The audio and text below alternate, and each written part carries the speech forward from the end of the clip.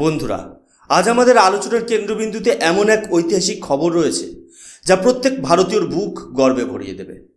ভাবুন তো, এমন একটা আকাশযান যা আক্ষরিক অর্থেই পৃথিবীর আকাশ ছুঁতে পারে, যেখানে মানুষের শরীর নিজে থেকেই মরতে শুরু করে, সেই মাউন্ট এভারেস্টের 8,848 মিটার উচ্চতায় ল্যান্ড করে বিশ্ব রেকর্ড গড়া পৃথিবীর একমাত্র হেলিকপ্টার এখন আর বিদেশ থেকে আমদানি করা হবে না, বরং তা তৈরি হবে খোদ ভারতের মাটিতে।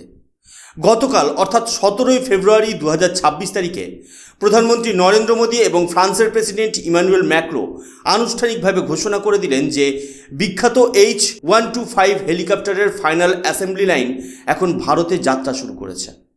আজকের এই আলোচনার গভীরে যাওয়ার আগে আমি আপনাদের জানিয়ে রাখি, এই প্রতিবেদনের প্রতিটি তথ্যের সত্যতা যাচাইয়ের জন্য এবং আপনাদের নিজস্ব গবেষণার সুবিধার জন্য আমি সমস্ত গুরুত্বপূর্ণ অফিসিয়াল নিউজ লিঙ্ক এবং সোর্সগুলো এই ভিডিওর ডেসক্রিপশন বক্সে যুক্ত করে দিয়েছি। আপনারা অবশ্যই ভিডিওটি শেষ করে সেই তথ্যসূত্রগুলো একবার দেখে নেবেন।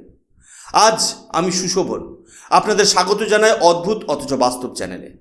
আজকের এই ইন ডেপথ বিশ্লেষণে আমরা দেখব কিভাবে এই স্পেশাল গ্লোবাল স্ট্র্যাটেজিক পার্টনারশিপ বিশ্ব রাজনীতির মানচিত্র বদলে দিচ্ছে এবং কেন এই একটি হেলিকপ্টার প্রজেক্টটি ভারতের জন্য এক অভাবনীয় ভূ রাজনৈতিক জয়। এই খবরের ভেতরে ঢোকার আগে আমি আমাদের সেই ঐতিহাসিক মুহূর্তটির কথা মনে করাতে চাই, যা 2005 সালের মে মাসে ঘটেছিল।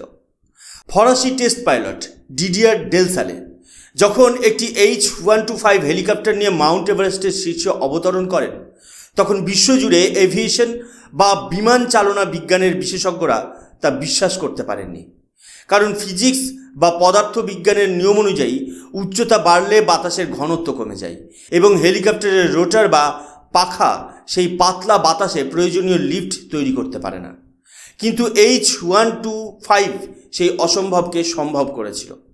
আজ প্রধানমন্ত্রী মোদী যখন গর্বের সাথে বলছেন যে এই এভারেস্ট জয়ী হেলিকপ্টার ভারতে তৈরি হবে এবং এখান থেকেই সারা বিশ্বে এক্সপোর্ট হবে, তখন তার পেছনে রয়েছে ভারতের গত কয়েক দশকের কঠোর পরিশ্রম এবং সঠিক স্ট্র্যাটেজিক পরিকল্পনা। টাটা অ্যাডভান্স সিস্টেম এবং এয়ারবাসের এই যৌথ উদ্যোগ আসলে ভারতের ডিফেন্স সেক্টরকে এক ধাক্কায় কয়েক ধাপ ওপরে নিয়ে গেল। আমাদের দেশের কর্ণাটকে এই ফাইনাল অ্যাসেম্বলি লাইন বা চূড়ান্ত উৎপাদন কেন্দ্রটি স্থাপন করা হচ্ছে। মনে রাখবেন, এটি কেবল স্ক্রুড্রাইভার দিয়ে পার্টস জোড়া দেওয়ার জায়গা নয়, এটি হলো প্রযুক্তির সেই উৎস যা থেকে ভারত ভবিষ্যতে নিজস্ব অত্যাধুনিক হেলিকপ্টার ডিজাইন করার ক্ষমতা অর্জন করবে। বন্ধুরা, এই যে আমি বললাম ফ্রান্স ভারতের ন্যাচারাল অ্যালয় বা প্রাকৃতিক মিত্র হয়ে উঠেছে, এর নেপথ্যে থাকা ভূরাজনৈতিক এবং ঐতিহাসিক সমীকরণগুলো না বুঝলে এই আলোচনার গভীরতা অসম্পূর্ণ থেকে যায়। আসুন বিষয়টি একটু ডিটেলে ব্যবচ্ছেদ করা যাক। কেন আমরা রাশিয়ার উপর নির্ভরতা কমিয়ে ফ্রান্সের দিকে ঝুঁকছি? দেখুন, রাশিয়ার সাথে ভারতের সম্পর্ক ছিল সময় পরীক্ষিত, কিন্তু বর্তমানে রাশিয়া একটি বিশাল যুদ্ধের আবর্তে জড়িয়ে পড়েছে। তাদের নিজস্ব ম্যানুফ্যাকচারিং প্ল্যান্টগুলো এখন ইউক্রেন যুদ্ধের জন্য ট্যাঙ্ক আর মিসাইল বানাতে ব্যস্ত। ভারতের জন্য জরুরি খুচরো যন্ত্রাংশ বা স্পেয়ার পার্টস পাঠানোর মতো ক্ষমতা এখন রাশিয়ার কমছে। তদুপরি পশ্চিমী দুনিয়া রাশিয়ার উপর যে কঠোর স্যাংশন বা নিষেধাজ্ঞা জারি করেছে, তাতে রাশিয়ার সাথে ডলারের লেনদেন করা ভারতের জন্য অত্যন্ত কঠিন হয়ে পড়েছে। আমরা যদি কেবল রাশিয়ার উপর ঝুলে থাকি, তবে আমাদের জাতীয় নিরাপত্তা ঝুঁকির মুখে পড়তে পারে। ঠিক এই শূন্যস্থান পূরণ করতে ভারত এখন ডাইভার্সিফিকেশন বা বহুমুখীকরণের পথে হাঁটছে, যেখানে ফ্রান্স আমাদের 1 নম্বর ভরসা। এবার আসা যাক আমেরিকার প্রসঙ্গে। অনেকে ভাবেন ভারত তো এখন কোয়াডের সদস্য, আমেরিকার সাথে আমাদের এত ঘনিষ্ঠতা, তাহলে আমেরিকা কেন নয়? দেখুন, আমেরিকা একটি অত্যন্ত প্রভাবশালী দেশ ঠিকই, কিন্তু তাদের ডিফেন্স পলিসি বা প্রতিরক্ষা নীতিতে সবসময় একটি শর্ত থাকে, যাকে বলা হয় এন্ড ইউজার মনিটরিং। সহজ কথায়, আমেরিকা যখন আপনাকে কোনো উন্নত অস্ত্র বা প্রযুক্তি দেবে, তারা সবসময় নজরদারি করবে আপনি সেটা কোথায় এবং কার বিরুদ্ধে ব্যবহার করছেন। এমনকি যুদ্ধের সময় তারা প্রযুক্তির সাপ্লাই বন্ধ করে দেওয়ার ক্ষমতাও রাখে। ভারতের মতো একটি আত্মমর্যাদাশীল দেশ যারা নিজেদের স্ট্র্যাটেজিক অটোনমি বা কৌশলগত স্বায়ত্তশাসনকে প্রাধান্য দেয়, তাদের জন্য আমেরিকার এই শর্তযুক্ত বন্ধুত্বের চেয়ে ফ্রান্সের নো স্ট্রিং অ্যাটাচড বা শর্তহীন প্রযুক্তি অনেক বেশি গ্রহণযোগ্য। ফ্রান্সের সাথে এই বিশ্বাসের ভিত কিন্তু একদিনে তৈরি হয়নি, এর শিকড় লুকিয়ে আছে ইতিহাসের গভীরে। 1947 সালে ভারত যখন প্রথম পরমাণু পরীক্ষা চালিয়েছিল, তখন আমেরিকা ও ব্রিটেনের মতো দেশগুলো ভারতের উপর কঠোর স্যাংশন জারি করেছিল। তারা আমাদের এমনকি মহাকাশ গবেষণার জন্য লিকুইড প্রপালশন ইঞ্জিন বা তরল জ্বালানি প্রযুক্তি দিতেও অস্বীকার করেছিল। সেই কঠিন সময়েও ফ্রান্সই একমাত্র পশ্চিমা দেশ ছিল যারা ভারতের মহাকাশ গবেষণা সংস্থা ইসরোকে সাহায্য করতে এগিয়ে এসেছিল। আমাদের বিকাশ ইঞ্জিন তৈরির পেছনে ফরাসি ভাইকিং ইঞ্জিনের প্রযুক্তির বিরাট অবদান রয়েছে। 1998 সালের পোখরান 2 পরমাণু পরীক্ষার সময়েও যখন সারা বিশ্ব ভারতের উপর খড়গহস্ত হয়েছিল, ফ্রান্স কিন্তু তখনও ভারতের নিন্দা করেনি এবং কোনো নিষেধাজ্ঞা চাপায়নি। এই যে কয়েক দশকের পুরনো বিশ্বাস, তার উপর দাঁড়িয়েই আজ তৈরি হয়েছে এই special global strategic partnership. France বুঝেছে যে ভারত কোনো সাধারণ বাজার নয়, ভারত হলো একটি উদীয়মান বিশ্বশক্তি।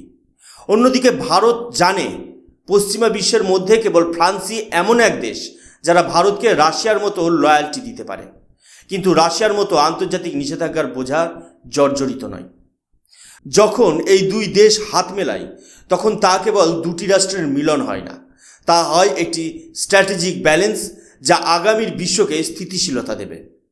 ভারত মহাসাগর বা ইন্দো প্যাসিফিক অঞ্চলে চীনের যে আগ্রাসন, তাকে রোখার জন্য ফ্রান্সের যে কৌশলগত দ্বীপপুঞ্জগুলো রয়েছে, তা ভারতের নৌবাহিনীর জন্য অত্যন্ত গুরুত্বপূর্ণ।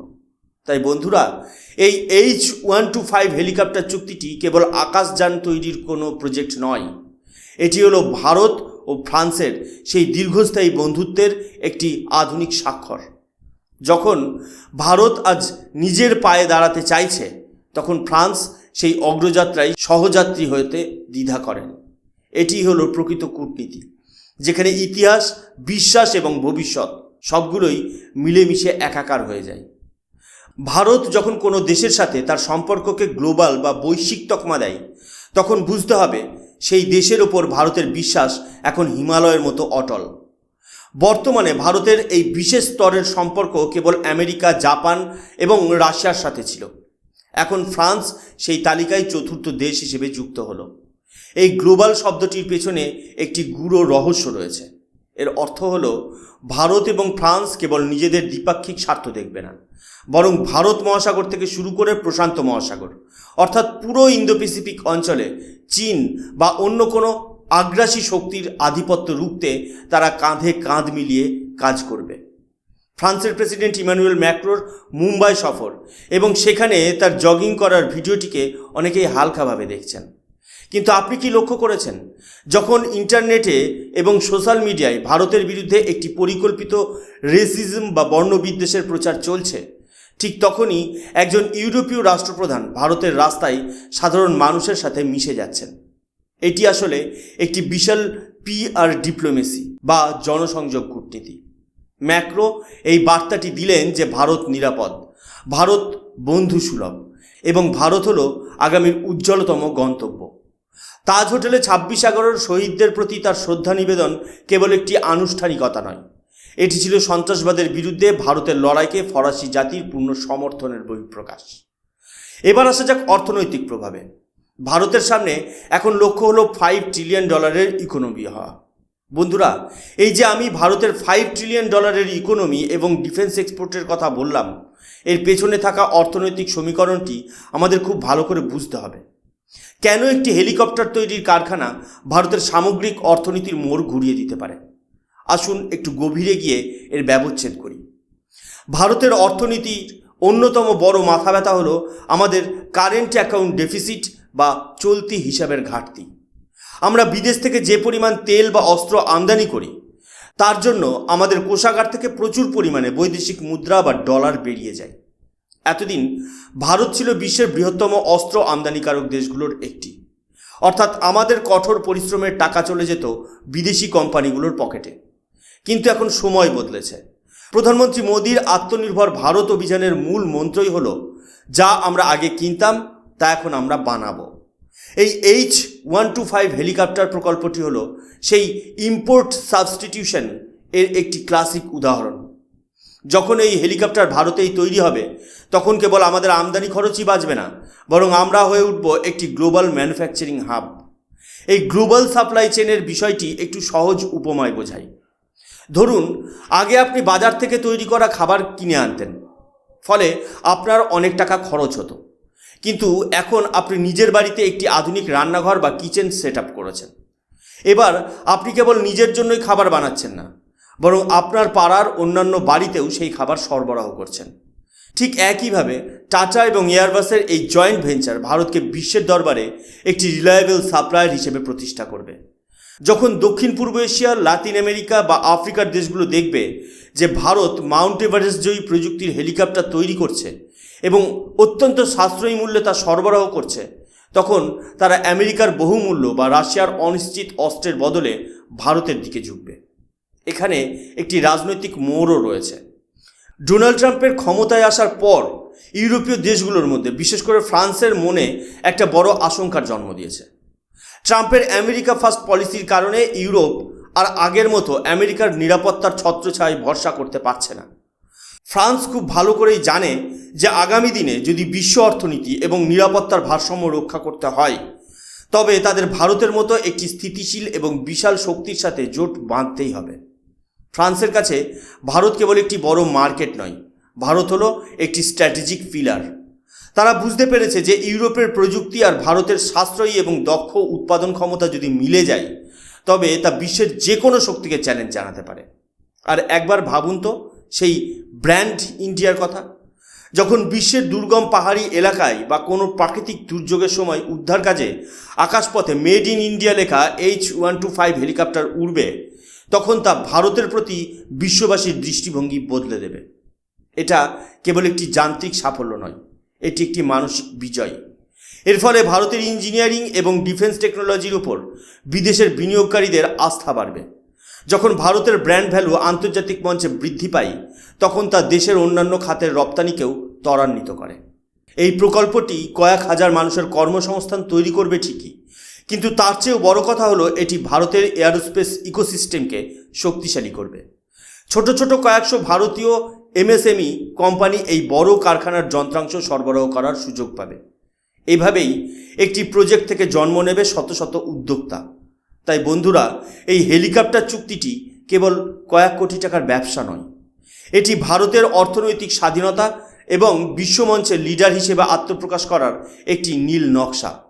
যখন প্রতিরক্ষা ক্ষেত্রে আমরা স্বনির্ভর হব, তখনই ভারত প্রকৃত অর্থে একটি বিশ্বশক্তি বা সুপার পাওয়ার হয়ে উঠবে।